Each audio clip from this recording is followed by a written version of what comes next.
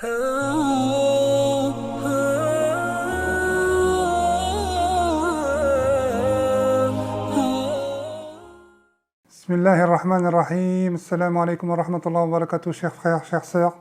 Bienvenue de nouveau dans notre humble programme.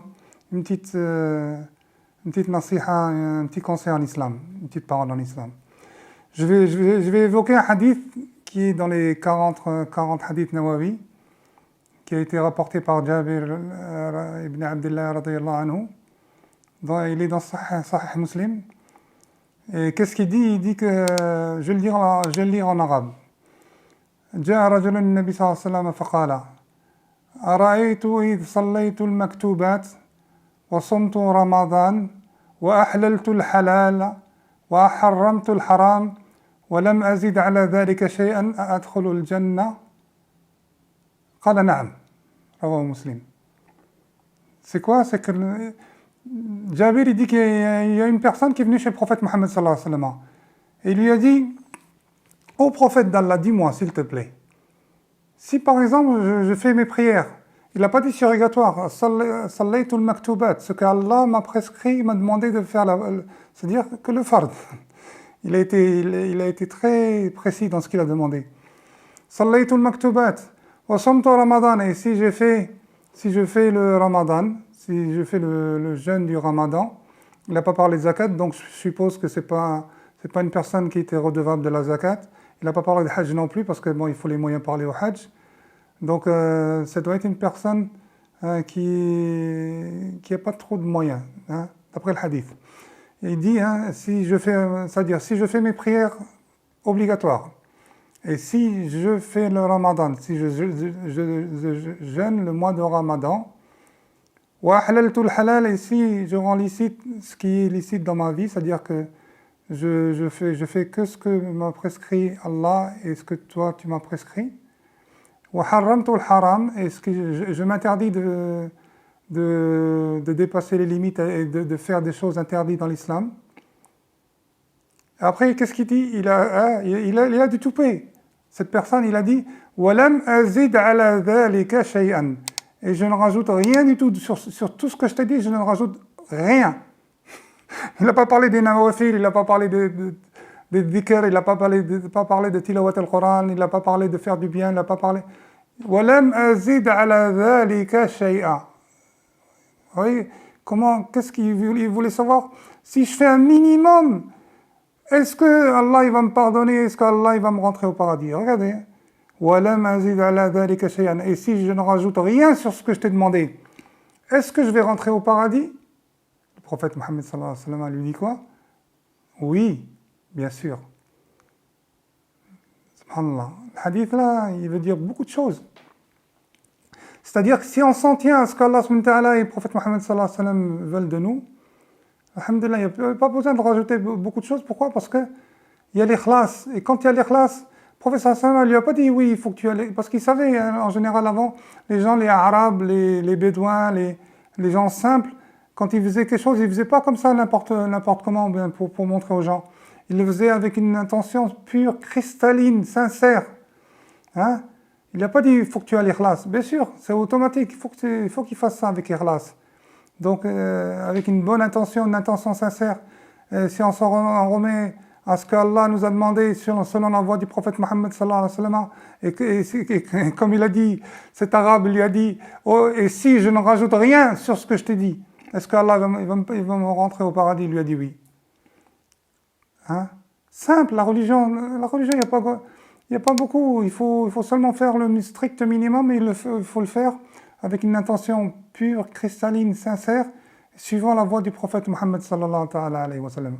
C'est pas le fait de dire oui, je fais ma salat comme je veux. Non. Si Allah a prescrit la salat, c'est qu'il a prescrit à travers la pratique du prophète Mohammed sallallahu alayhi wa sallam. Il faut pas s'il y en a qui vient et tu dis oui, moi je fais mon dhuhr comme je veux, ou bien je fais 2 rak'at, 3 rak'at. Même s'il se dit dans sa tête il a fait la prière, mais cette prière va être rejetée automatiquement. Le code de conduite, le code de la route dans ce dunya, c'est quoi? C'est le Coran. Et le code de conduite qui a été prescrit, et Allah a envoyé le messager pour nous montrer comment faire, c'est le Nabi sallallahu alayhi wa sallam. On a tout. Dans la sunna, il y a tout. On sait comment faire les prières, on sait comment faire les ablutions, on sait comment les rattraper, on sait comment voyager, on sait comment faire du commerce. Rien n'a été laissé au hasard. Rien du tout. On a tout ce qu'il faut. Que ce soit pour notre activité mondaine ou bien que ce soit notre activité religieuse. Tout est dans le Coran et la Sunna.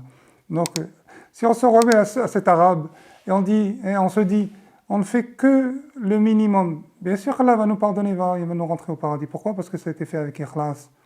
Et on a été, alhamdulillah, on pratique une pratique pure, cristalline. C'est très très important. Très très important. Hein? Chers frères, chères sœurs, corrigeons nos intentions et faisons.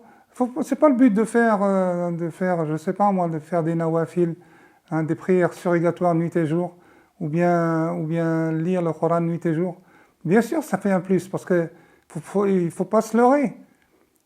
J'avais dit ça dans une vidéo, que même il y a des gens qui rentrent au paradis et ils sont dégoûtés. Et pourquoi? Parce que ils ont perdu du temps. Quand est-ce qu'ils vont voir qu'ils ont perdu autant de temps? Quand ils vont voir les gens du paradis Firdaus, les paradis de ceux qui ont été élevés dans les autres paradis, parce qu'il y a des étages dans le paradis, il y a des niveaux dans le paradis. Donc c'est là qu'ils vont regretter. Ils vont regretter, dégoûter, ils vont dire oh là là. Ils vont regretter la minute qu'ils ont passée en étant vivants, dans laquelle ils n'ont pas fait dhikr Allah, ils ne sont pas rappelés d'Allah subhanahu wa ta'ala. D'accord, il y a des degrés dans le paradis, donc nous, il ne faut pas qu'on vise le minimum, il ne faut pas qu'on vise le plus bas, il faut qu'on vise le plus haut. Le plus haut, c'est le Firdaus. Donc avec ça, il faut s'activer, il faut remplir les comptes en banque de l'akhira, des hasanat. Il faut se faire pardonner tant qu'on est encore vivant. Alhamdulillah, tant qu'Allah nous a donné encore la vie, il faut essayer de se faire pardonner le maximum de la part de ce qu'on a fait, des péchés qui ont rapport avec Allah. Et il faut se faire pardonner par les gens si on leur a fait du mal, ou bien si on les a lésés de leurs droits. Là, c'est une vie éphémère. Elle va passer très très vite. Donc, je vous rappelle le hadith de l'arabe qui a osé demander au prophète d'Allah, si je m'en tiens seulement aux prières obligatoires, il n'a pas dit surrogatoires, si je m'en tiens seulement aux prières obligatoires, et si je fais le somme, si je fais le jeûne du Ramadan, et que c'est-à-dire que ma vie soit halal par rapport des biens que je fais, les biens que c'est-à-dire dans les actions que je fais soit halal et je m'interdis de transgresser les limites et de faire du haram. Et il lui dit moi je souris, il me fait rire parce que ils avaient du toupet les bédouins du temps du prophète Mohammed sallallahu alayhi wa sallam. Il lui a dit voilà mazid ala dhalika shay'an, et sur ce que j'ai dit je rajoute rien du tout, rien. Est-ce que Allah me fera rentrer au paradis? Professeur Allah lui dit oui. Barakallahu fik, merci, c'est gentil d'être à l'écoute. Et qu'Allah nous donne cette tawfiq de nous retrouver dans d'autres domaines, d'autres sujets, Inch'Allah. Barakallahu fik, salam alaikum wa rahmatullahi wa barakatuh.